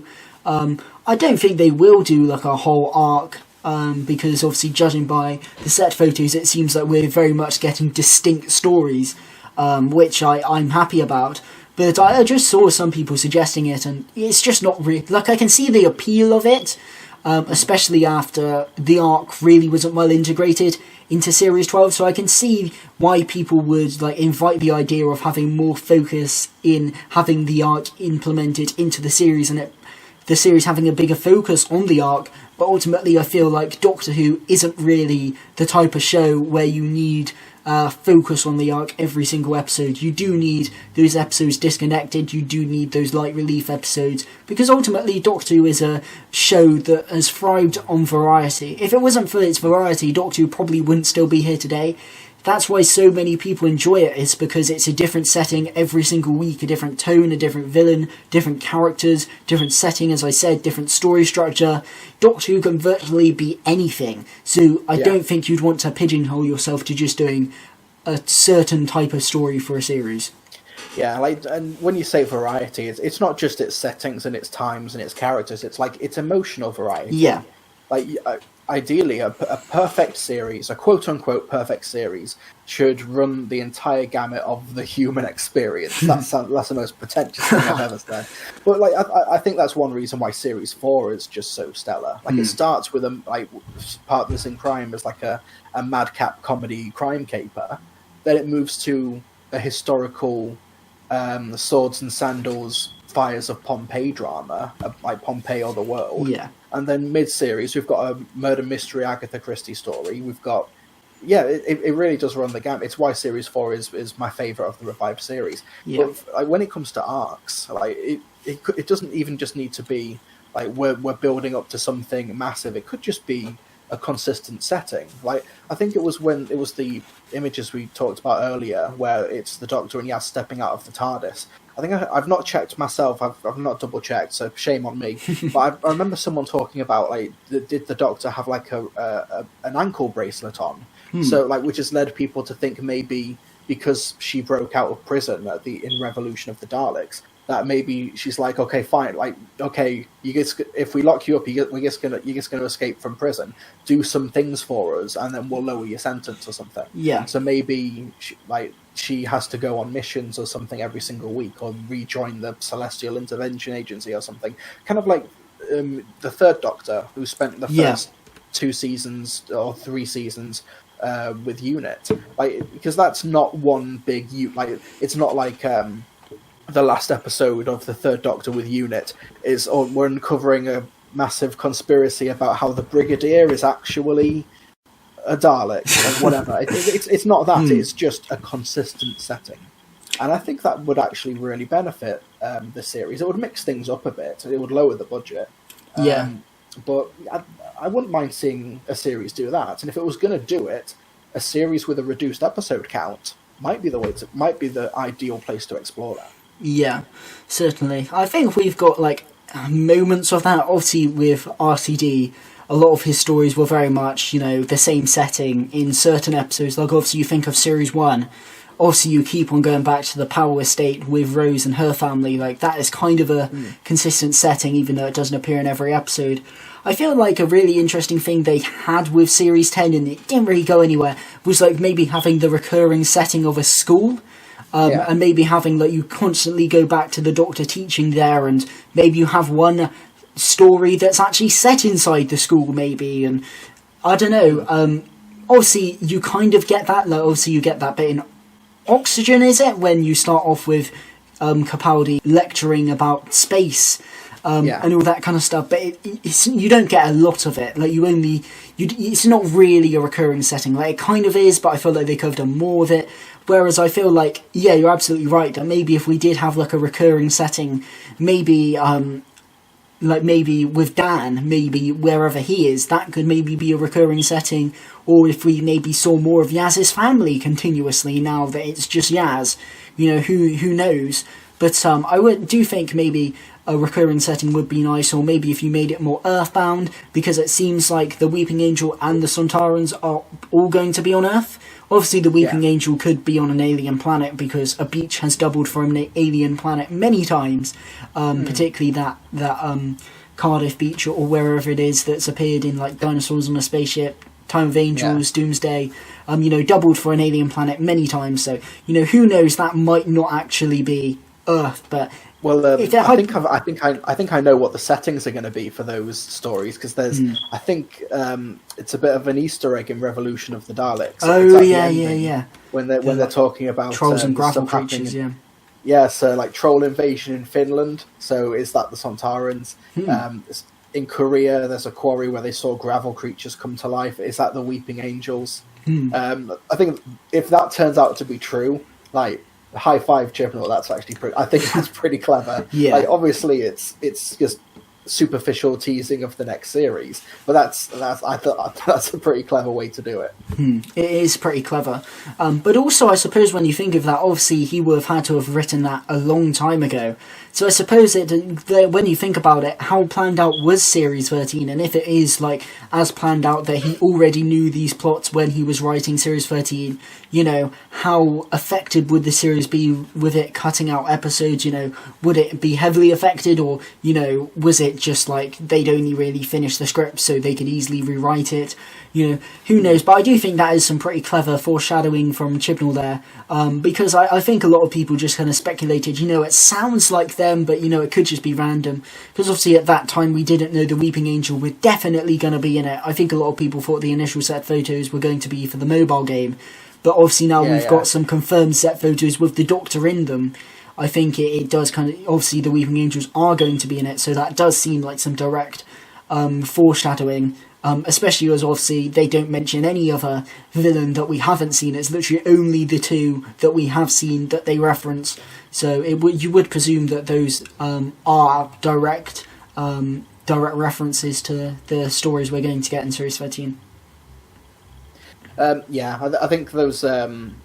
If they are Easter eggs, that would be a really fun reference. But yeah, you're right. You're right. When they filmed that, they wouldn't have known, unless they knew something we didn't about what was happening in there's these strange illnesses in Wuhan, China. It'd be interesting to see how that is affected or not. But it's also something where if things do change, you can just chalk it up as they're just mentioning fun things happening across the world. Yeah, it's a really easy thing to just be able to backtrack from if you need to. But yeah, with the it seems like when Chibnall did that interview a few weeks ago when he was talking about like villains from the revived series coming back, it looks like it is the Weeping Angels, because I was with the camp of people who thought that it was for the mobile game. Yeah, but no, I'm interested in seeing how Chibnall, or if it is his script, I'm going to assume just for now that it's him writing for the Weeping Angels, and I do want to see another writer tackle them. Well, it's only been Moffat, hasn't it? So far. Yeah, and yes, I'd be interested because, like, say what you will about Chibnall, like, I think he's had a really good track record with villains. Like, I think the story that they could have been in for Revolution of the Daleks, I think that the Daleks themselves were really solidly characterized. Yeah. Like, I think they've got great scenes and great moments. Yeah, they do. Sacha Dhawan's Master is my favourite of the revived series. And the Cybermen, once again, should have been in a better story, a story that was actually about them. Yeah. But Ashad as the lone Cyberman is great. The new designs, the new overhaul, visually is my favourite of the revived series. I think he has a consistently good track record of this. Yeah. It would be interesting. Yeah, it would be interesting to see what he does with them. I recorded a video about the set photos earlier today, and I think a writer I'd really like to tackle the Weeping Angels, and I know that she's returning in Series 13. I think that's confirmed that she is returning. I'd really like to see Maxine Alderson tackle the Weeping Angels, because obviously the horror stuff that she did in I want to see Maxine tackle any villain. Well, Just let her do what she wants. Yeah, I think that obviously the horror stuff that she did with the Cyberman in Haunting of Diodati was great. So I'd love to maybe see like her like horror infused writing, maybe her tackling the Weeping Angels. And I'd love to see, I mean, I doubt they'd do this exact pairing again, but I'd love to see Emma Sullivan also directing the Weeping Angels, because I feel like a proper... But I say proper horror. Obviously, we have got like horror. That all three of the Weeping Angels stories are like incorporate massive elements of horror in them, obviously. But I feel like a proper, almost like a horror film kind of episode, like really tackling the Weeping Angels in that framework and that way, I feel like would be like a really interesting take on the Weeping Angels, I suppose. But I mean, it's set on a beach, so who knows where they're really going with it. Obviously that line about them being in Korea, I believe. Who knows where that's going, but I think it would be really cool to see maybe Maxine Alderton tackle that. I really love, I think her name's Nina Mativier, I think that's her name, who wrote Nikola Tesla's Night of Terror. I'd really love to see her come back and write maybe another historical. I presume Chris Chibnall's writing the Sontaran story, but if there were those set photos of the Sontarans in the Crimean War, before we knew that obviously, presumably John Bishop, that'll be his first story, so presumably Chibnall will be writing it. But before we got that, I would very like to see how Nina Mativier tackled like that Crimean War setting, because I felt like Tesla, a historical figure, I wasn't really familiar with all that well. I really felt like she did a great job introducing not only me, but, the audience to Nikola Tesla, and did a great job of writing a story and characterising him. So, the Crimean War, which at least to me is a kind of more obscure historical event, it's not really told in schools or in like the historical curriculum for schools, so it's more of an unknown war, I suppose, when compared to, your civil wars or, your World War I or II. So I feel like to take that event and have her maybe write that, I don't know, I thought that would be quite cool, but obviously presumably Chibnall's writing that one. Maybe it's a time-hopping story. It starts off in present day, and then, the Sontarans have gone back in time, so the Doctor needs to follow them to the Crimean War. A bit like Spyfall, who knows? There's always the possibility that he's co-writing with somebody else. Rosa was co-written with Mallory Blackman. Fugitive of the Judoon, co-written by Vinay Patel. Yeah, he's got co-writing credits like 4 or 5 times over the course of his series. So it could always be like maybe Maxine Alderton is writing the main crux of the script for the Weeping Angel story, but maybe Chris Chibnall is just writing the beginning and the end for how it ties into the rest of it. We obviously don't know. Yeah. But, I don't know exactly what his contributions were to, say, Fugitive of the Judoon. I like to think that Vinay Patel maybe wrote the non-fugitive stuff. Yeah. Chris Chibnall wrote the Fugitive Doctor and the Captain Jack Harkness stuff, I imagine. But we won't really know until several years down the line, I imagine. But that could be possible, where he's writing, but he's also letting other people have fun with all of the villains. I think that would be an interesting approach to take. Certainly. I feel like for Series 13 as well, I'd like a lot of kind of like very different stories to each other, because I feel like in a lot of Chibnall stories, I guess maybe Can You Hear Me aside, because that was a very bizarre story, I feel like a lot of some of the stories feel a bit samey, usually either a base under siege, historical story, which admittedly those are the stories that really stand out, or like a globe-trotting story, which he felt relatively new when we got Spyfall, but now I feel like with Spyfall, then Praxius, then Revolution of the Daleks, I feel like that is almost becoming a bit of a Chibnall trope. Have a lot of elements in a story, and we've got various far-off locations, across the world. I think you mentioned it in your review. Resolution kind of does that as well with the beginning. And I feel like it might be a bit of a Chibnall trope. So I feel like, just thinking back to, obviously, you said Series 4, Series 5 is my favourite series, and I feel like what they both do so well is you really have each story feels very unique. Obviously, Series 5, you've got the Angel two-parter, very kind of claustrophobic, almost a kind of base under siege horror-infused story. Then you get Vampires of Venice, more of a kind of fun story. Then you get Amy's Choice, which is very character-focused. Obviously, is a completely unique idea with, obviously, the 2 dreams and the Dream Lord and all that kind of stuff. A very unique idea. Then you get Hungry Earth, Cold Blood, which is, I suppose, in a sense, a bit of like a classic series story, a bit of a Tennant-esque story. Bringing back the Silurians, then Vincent and the Doctor, again a completely different story, then the Lodger again, then Pandora opens the Big Bang, which is just, completely different to anything we'd ever had up until that point.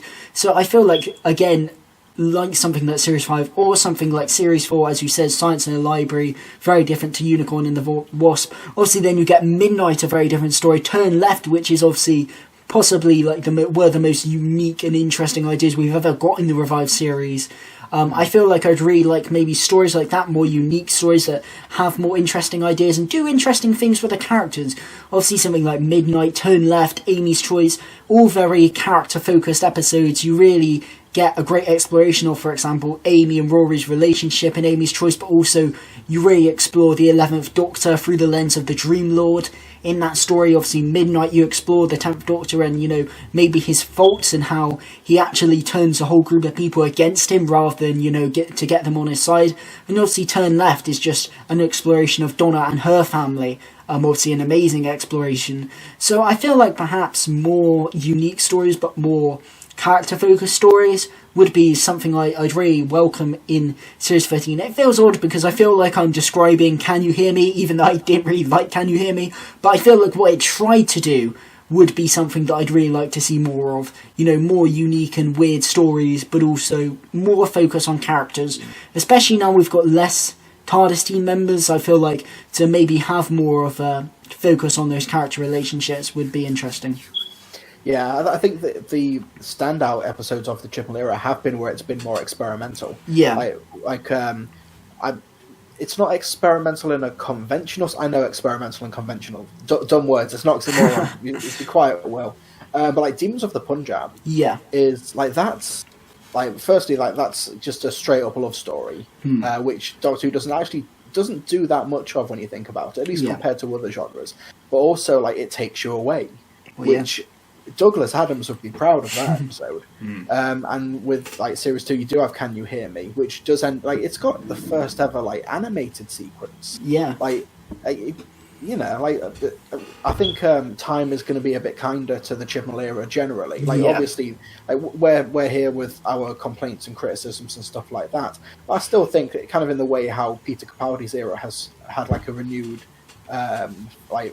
people are more retrospectively kinder to that era than it was when it was being broadcast. I do think that's just what's going to happen with a show like this. But I think that we're going to like forget about our like Orphan 55s and our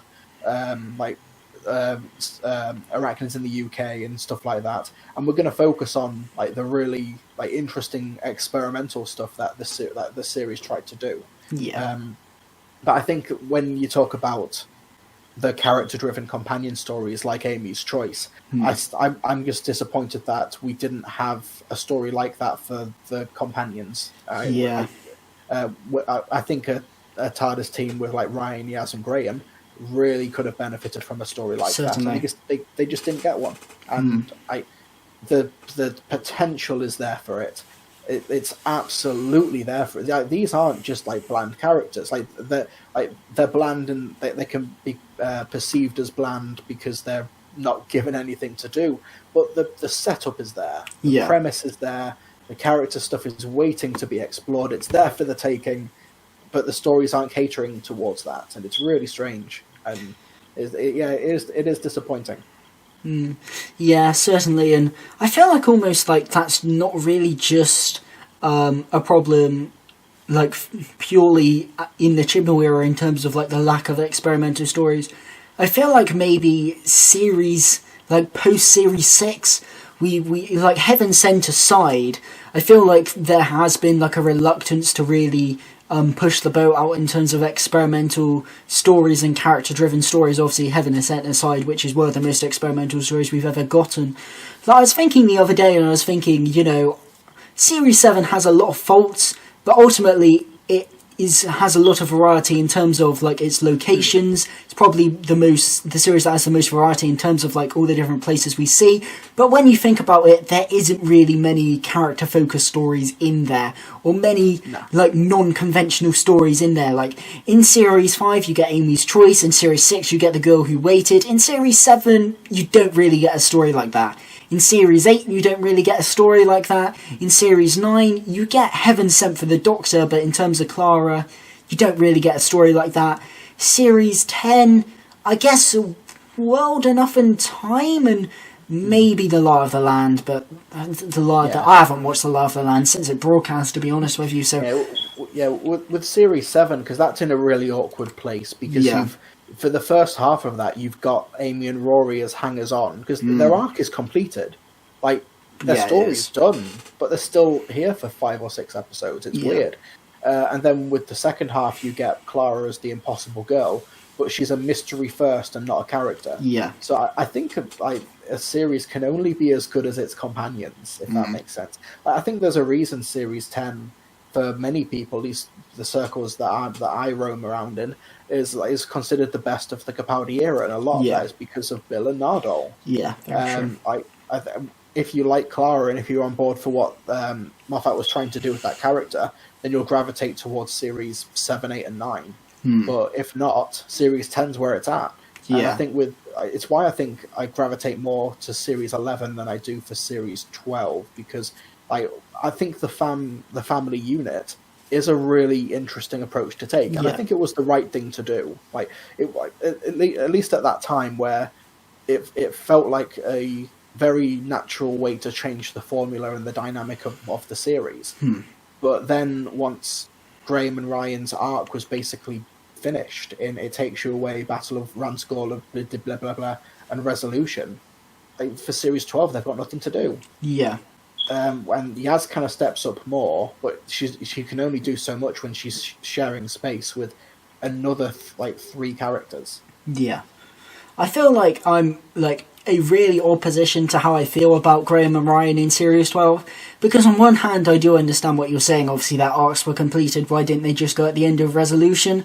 I suppose I kind of likened it to Amy and Rory, and how Amy's arc in particular is kind of done in Series 5, but then you do kind of want to see them, completed their arcs, just enjoying being on the TARDIS, enjoying their married life on the TARDIS in Series 6. So you wouldn't want them to leave in Series 5. So I feel like once their arcs are completed, you would put, obviously they did stay on, and I'm glad they stayed on in Series 6. Obviously when they stay on for Series 7, that's when you're like, probably should have gone in Series 6. I don't really have an issue of Graham and Ryan staying on in Series 12, because I feel like it would have been interesting to explore their new dynamic now their arcs of, Ryan accepting Graham as his granddad, had been completed. I feel like it would be nice to explore that more in Series 12. I think the problem is that Series 12 doesn't really explore that. If anything, it kind of reverts back to the previous relationship in terms of Ryan doesn't really call him granddad all that much. He does sometimes, but he mostly calls him Graham. You never really feel like their relationship has massively changed when compared to Series 11, even though technically it should have done. So, I think it's ultimately there was stuff for them that they could have done, but it doesn't really explore that. But then I suppose, is it a small price to pay for salvation? Sorry to quote Thanos there, but, because obviously in Series 11 we focused on Ryan and Graham, and Yaz and the Doctor kind of suffered, but then in Series 12 we focus on Yaz and especially the Doctor, which I feel was in Series 11 left me a bit cold in terms of Jodie. I felt like we didn't really focus on her all too much, her character wasn't really well developed. Then you get to Series 12, you get a lot more focus on her as a Doctor, you get a lot more scenes exploring the different facets of her personality that really weren't really hinted at all in Series 11. She becomes a lot more of a complex character, and obviously you wouldn't have been able to do that if you focused on Ryan and Graham yet again.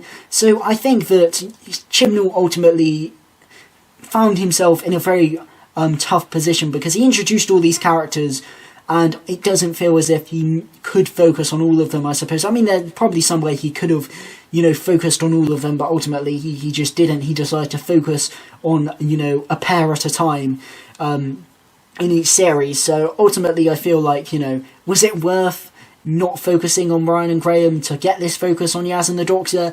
But then given that we're probably going to get more focus on Yaz and the Doctor in Series 13 because they're staying, then should have we then had more focus on Ryan and Graham in Series 12 because they're not coming back? So yeah, it is, who knows, it's a weird situation, but I feel like ultimately Ryan and Graham, they're weird. I feel like ultimately while they had done their arcs in Series 11, it was fine to see them in Series 12, but I do agree, Graham is essentially just comic relief, and Ryan doesn't really do much other than Orphan 55 and Can You Hear Me? I really can't think of anything he does, apart from being almost the confrontational figure.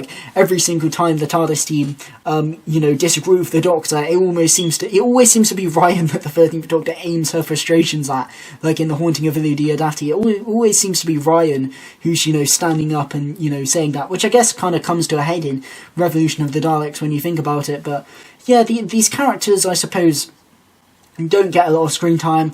But then again, I think, as you say in the previous video, nothing really gets much screen time in Series 12 because, it's so overstuffed with so many elements, and it is essentially the plot of Resurrection of the Daleks, as you said before.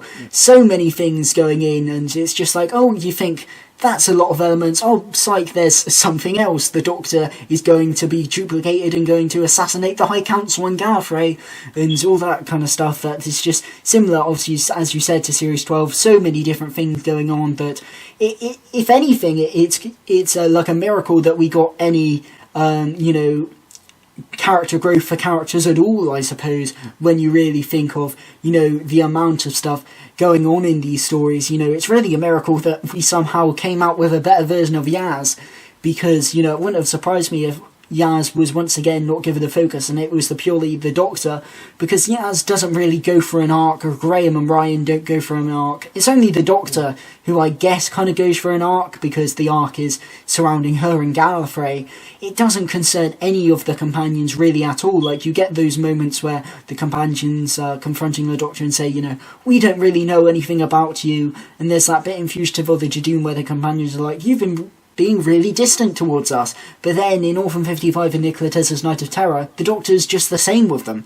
So they don't really go through arcs, and I feel like that's why the companions have felt a bit sidelined, I suppose, in the Chibnall era. Yeah, I'd agree. I don't really have anything to add there. To hit the nail on the head there. Yeah, especially with because I think you can have companions who don't necessarily need to go through arcs, but you need other aspects to compensate, and we just haven't really had that. Like, we were talking about this with Revolution of the Daleks as well. Like, it's just so awkwardly structured. It doesn't need to be structured like that, but because but they were still able to make Ryan's departure still feel earned to a certain respect. But we didn't know anything about like the 10-month gap. We've only ever seen him with friends at the beginning of Spyfall Part 1 and a couple of scenes in Can You Hear Me? Like on paper you can see what it's trying to do, but it's actually not putting in the legwork to really sell it. Yeah, I feel like that's a lot of stuff with Chibnall, is that he like has an idea that he wants to do, but he ultimately doesn't really set it up at all. It's just like, here's that idea, and we're gonna loosely reference it in an episode, and then like 12 episodes later, you're gonna get the payoff for this. There's no in between. It's a bit like Yaz's depression, I think, in Can You Hear Me? I believe there's some reference in... Is it Rosa? I want to say Rosa. To her maybe being bullied at school. This just never referenced again. And then all of a sudden in Can You Hear Me, you get a payoff for something that was just never really threaded throughout her episodes at all. And I feel like that's the same with Ryan. Like, yes, the payoff is good in Revolution of the Daleks, but his arc about him, with his friends really hasn't really been explored at all. You get that one scene at the start of Spyfall, then you get Can You Hear Me, and then you just get Revolution of the Daleks. And yeah, I feel like Chibnall, is very much it's odd because Moffat was the one to say this. I feel like I think Moffat said this, where he said he knows how to start a story, he knows how to finish a story, and then he just doesn't really know what to do in between. But I feel like that's with Chibnall, is that he will start an arc, he'll know how to finish an arc, but he won't really do anything in between in terms of character arcs. And yeah, obviously that is a shame in terms of obviously these character arcs. That's obviously a pivotal thing, is it needs to be present to make it feel like an arc, and obviously if it isn't, then it's not going to feel satisfying in the slightest. It feels like the act 2 of all of his arcs are missing. With the Timeless Children, like, I don't feel anything when watching it because I've no idea how the Doctor feels about these revelations, because the story never stops to address it. Yeah, certainly. Yeah, it feels odd as Chibnall as a character writer really fumbles with character arcs. Like, I feel like he's getting better with his isolated character moments. I feel like aside from that weird Timeless Children moment between Graham and Yaz, where he's like, "You are the most amazing person I've ever met," and it's like, this is literally Where'd this come from? Yeah, this is the epitome of tell, don't show. I was convinced Yaz was going to die at that moment, because I was just like, why are we getting a scene where Graham just tells the audience of how good a character Yaz is if Yaz isn't going to die? But anyway, I feel like aside from that very awkward moment, Chris Chibnall does thrive with his character moments, but I feel like his character arcs are like the thing in terms of characters that he really struggles with. And that's why I feel like outside of isolated scenes, it still feels like these characters are a bit paper thin. I think that's purely because Chris Chibnall isn't really an expert at writing, or he doesn't seem to really know where he wants to go with these character arcs. But then again, Chibnall's not the first to do this. Moffat, I think, was particularly with Clara, wasn't exactly great at character arcs. I think particularly in Series 9, he kind of like throws everything at a wall with Clara's character and sees what sticks. Like, there's that reference in Until the Lake, I think, about how Clara's becoming addicted to travelling in the TARDIS because of her grief, because of Danny's death. It's referenced in that, and I'm thinking, oh, that's quite an interesting idea. It's not really ever mentioned again, I don't think, until Face the Raven, where it's supposed to be like a big payoff, but ultimately that doesn't really go anywhere. So obviously Chibnall's not the first one, but yeah.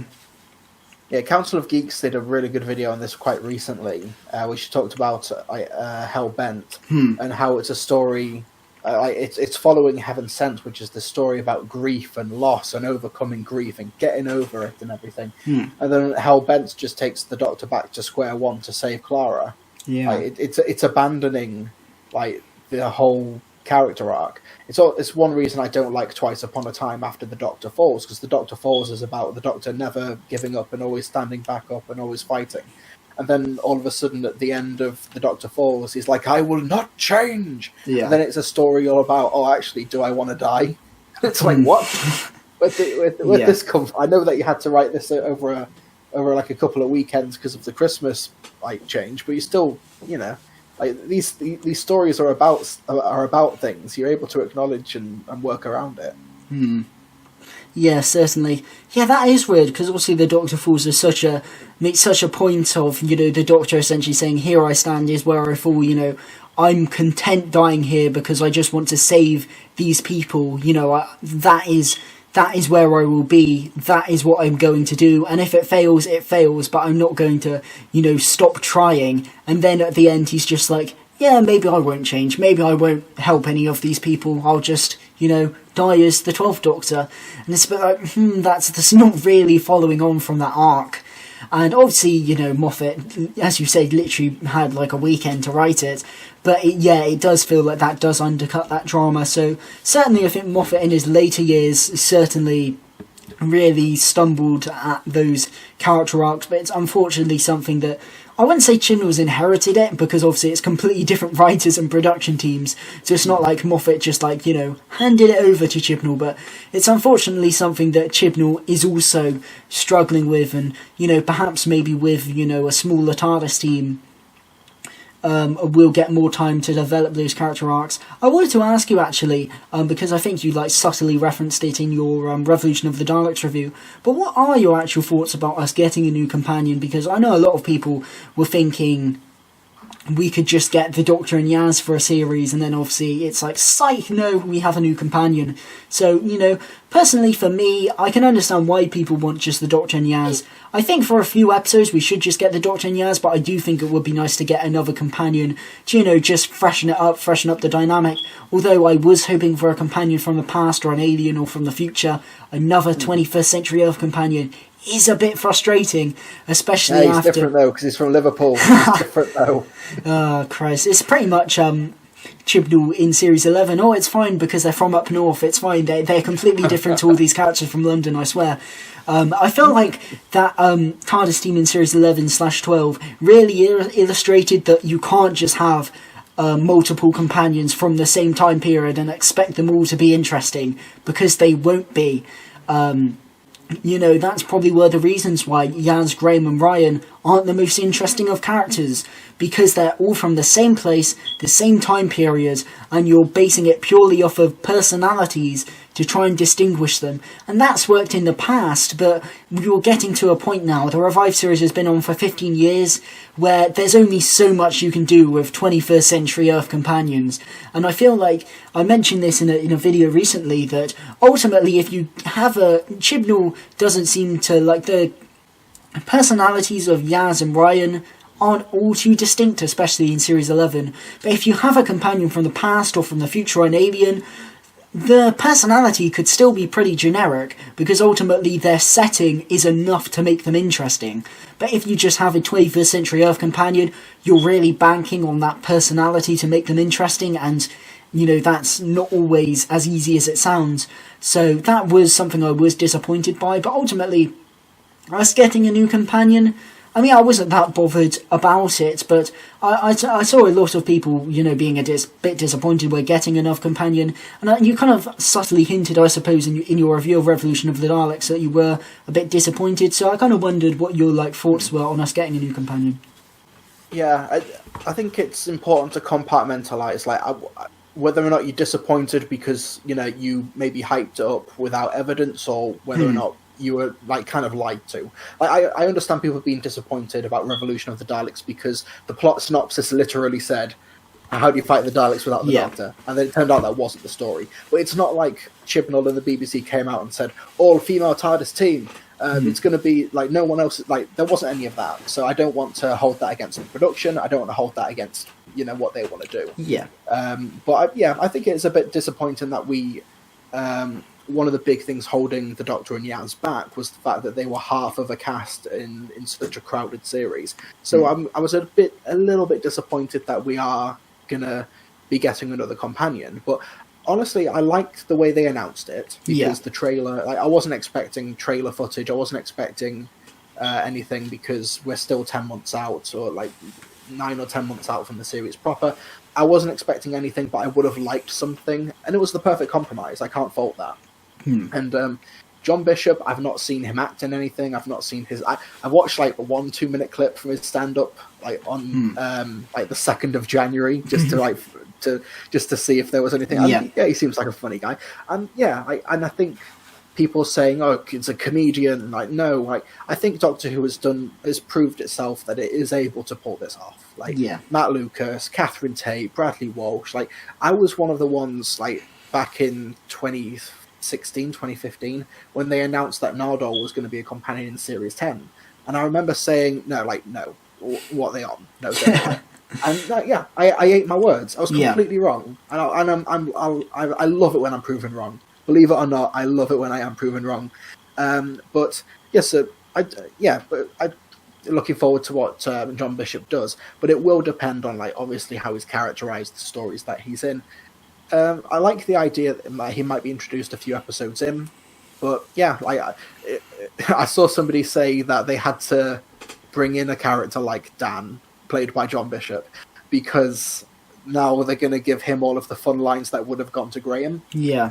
And I hope he isn't just a repeat of Graham, because I'm just going to Google this. How old is John Bishop, who's playing Dan? He's in his mid-50s. He's 54. Bradley Walsh is... Come on, Google, load. Okay, so he's only 5 or 6 years younger than Bradley Walsh. Yeah. So we might be getting... I hope it isn't just Graham, like 2.0. That he is a very different character. Yeah. Because he's, working class Liverpudlian, I assume, from the little clip that we got at the end of the episode. So I'm looking forward to it. But if the actual fundamentals behind the scene creative choices that allow a 4-person TARDIS team to just not get the characterization that they deserve and are yearning for, it's not going to change anything. But somebody commented on my video, like obviously well-meaning, saying like, "Oh, are you able to put together like what your theories and ideas are for Dan, for John Bishop, who's playing Dan, which is now what I'm going to call him?" And there's nothing to work with.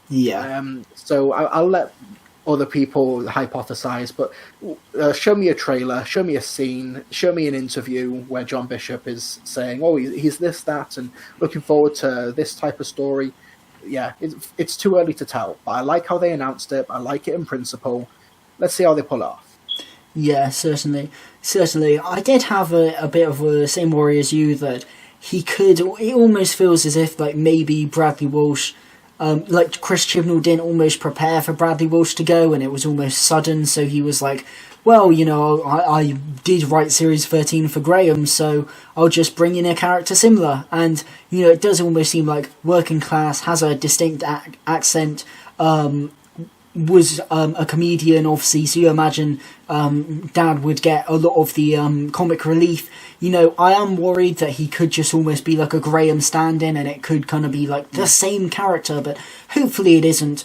I am looking forward to seeing that, and looking forward to seeing almost like a different dynamic, because obviously Yaz and the Doctor, you'd presume, especially if they have a few episodes to settle in as just the pair of them, would have like would have a unique and a set dynamic between the two, very comfortable with each other. So maybe having someone completely new come into that, with Yaz and the Doctor more established, that could be quite fun. Having almost Yaz as an experienced time traveller showing someone new the ropes would be quite interesting. We'll put her in a different position, because obviously we've never really seen her in that position before. We've only ever seen her as kind of like the newbie, so to see her take on a new position would be quite interesting. So I feel like there's certainly potential for interesting things to happen with Dan. I just think for me it was just a bit disappointing that another person from 21st Century Earth, because I thought this would be the one time that they'd actually give us someone from, who's not from 21st Century Earth. I thought this would be the time where we'd get that companion, and it just hasn't happened. But I'm interested to see where Dan will go. And I'm just interested to see where Series 12 will go as a whole. Not Series 12. Jesus. A Series 13. I was about to say Series 11 then. We're caught in a space-time. Oh, no. Yeah, Series 13. There we go. Interesting. If we get to the beginning of Series 13 and we meet Dan, as played by John Bishop, and he's like, I'm a cancer survivor, here's my grandson, Brian Minmare, or whatever, then alarm bells are going to really start ringing. Yeah, I think you're a former train driver. He drives trains, yes. You're absolutely right. It is time to really push the boat out. It doesn't even need to be a full-on alien character. It can be you don't need John the Octopus. You don't need that. But you can just have a character from the 17th or 18th century. Yeah. And it also would go a long way to making the current the present day era type stories have a new lease of life. Yeah. Because you go to there's that frequently used establishing shot in Sheffield when the TARDIS lands outside, and it's outside Yaz's apartment and stuff like that, or where she lives. That's just your standard Sheffield location. You bring a 17th century aristocrat or whatever to that location, and she's like, "What on earth is a lift?" Yeah. It's a new lease on life, and that's one reason the Doctor likes traveling with humans, to experience the universe anew. And that would be that the audience could experience that with a different character. And if you wanted to have a Leela type companion in the 70s, that would be great as well. They don't even need to be caked in makeup. They can just be human appearing, human passing. But you see the world in a different light. And I think that's something. It's got to be done sooner or later. Yeah. I don't know how much longer they can keep putting it off, and I don't know why they're putting it off. It's not a bad thing. Yeah, it isn't a bad... I don't know why they keep putting it off. Because I understood why Russell did it originally, obviously, back in Series 1. And I understand why Moffat wanted to continue it. I feel like when you get to Clara, that is the time where you're like, we explored something interesting with, a married couple in the TARDIS, but now this really should be the time when we get a companion from the past. Then we get it with the Victorian Clara, and Moffat's like, psych, it's not a companion from the past, it's just another 21st Century Earth companion. I was hoping that by the time before Bill's announcement, that they would have an alien after Clara, but then Bill turns out to be one of my favourite ever companions. So this is execution dependent. You can have a great present day, modern, contemporary Earth human companion. But there's only I still think it's something that they should do sooner rather than later, especially to mix up the format and to reinvigorate the show.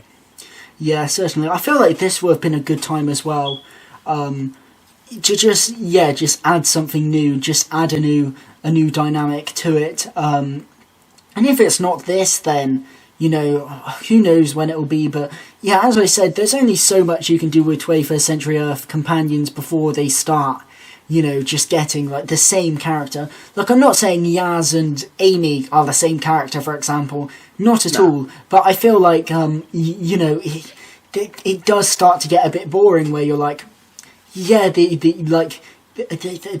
personalities are different enough, but ultimately it's not different enough to really justify having another 21st Century Earth companion. Maybe if they did more with Yaz being a police officer, but they haven't. That's just not been mentioned at all, as we spoke about before. And I feel like Yaz's arc, you could have done that with any from any time period. That didn't have to be from 21st Century Earth to do that, and you didn't have to have the fam dynamic to work. You didn't need them all from the same time period. You could have had the Doctor start off with one and slowly pick them up in the next few stories. Maybe have Graham and Brian from the same time period, and then you pick up Yaz, or something like that. I just had a thought. I know we give Russell T Davies a lot of credit. I still don't think we give him quite enough credit. But it's so amazing how you had Rose, Martha, and Donna, three wildly different companions and characters, but also their family units. Their families who we'd come and visit. Like Martha, kind of less so because we didn't see them as much. But like Jackie Tyler, Mrs. Jones, I forget her name. Was it Martha's mum? Francine? Is that her name? Francine? Yeah, Francine. I think. Yeah. So like Jackie, Francine, and like Wilfred Mott.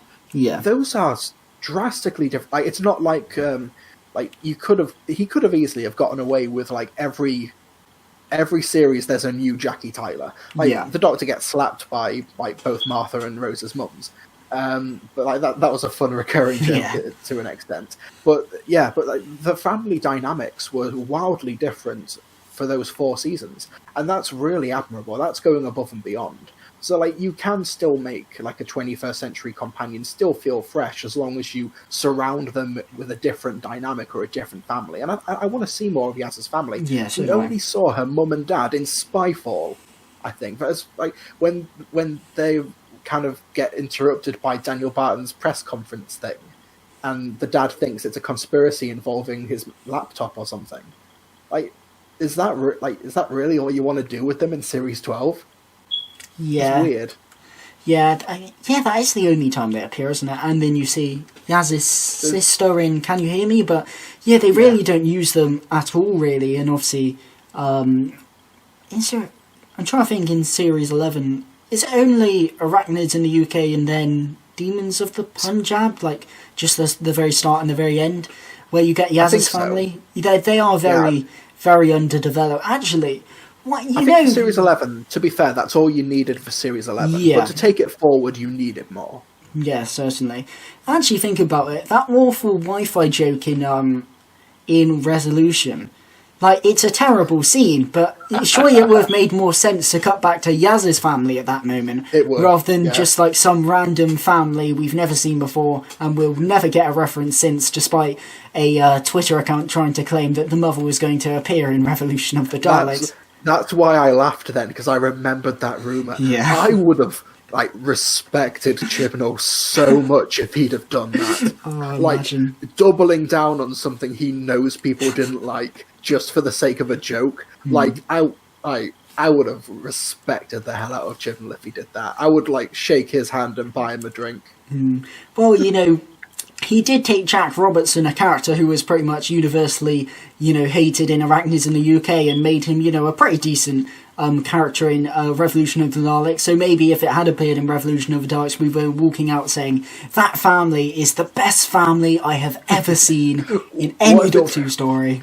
What if it turned out that the woman who drugs the drink at the beginning of Revolution turned out to have been the mum from that episode? Or when they don't draw attention to it, but it's the same actress who played that role. Imagine if that was it. That would have been just hilarious. Or when Robertson says, "Take me to your leader," and they just go up to the Dalek saucer, and it's just the mum, just there. Yeah. That's the big surprise. That's what they were trying to have keep a conversation, everyone. Oh no, oh Jesus! But anyway, I can't even remember what we were talking about now. Oh yeah, Yaz's family. Yeah, they said companions and stuff. Yeah. Before we got sidetracked. Yaz's family should return in series 13. I hope they do. Maybe, who knows? I'm not sure what profession John Bishop's character Dan is supposed to have. But, maybe he could be like a plumber or something, I don't know, and he's just working at Yaz's house, and that's how he gets introduced into the story. I don't know. But, it would be interesting to see Yaz's family come back. I think they have to. You can't just, ignore them and, this family never existed, wait. I felt like that was where the problems with Moffat is that I'm fine with you not having the companions family, but don't introduce them and then just do nothing with it. Yeah. You're either in or out with that, I think. Yeah. There's a reason Amy Pond's family appears once, and that's it. But they fully commit to Rory's dad. I say fully commit. They wrote an epilogue for his character, but they didn't film it. Which still wound up being one of the best things from Series 7, even though it was never filmed.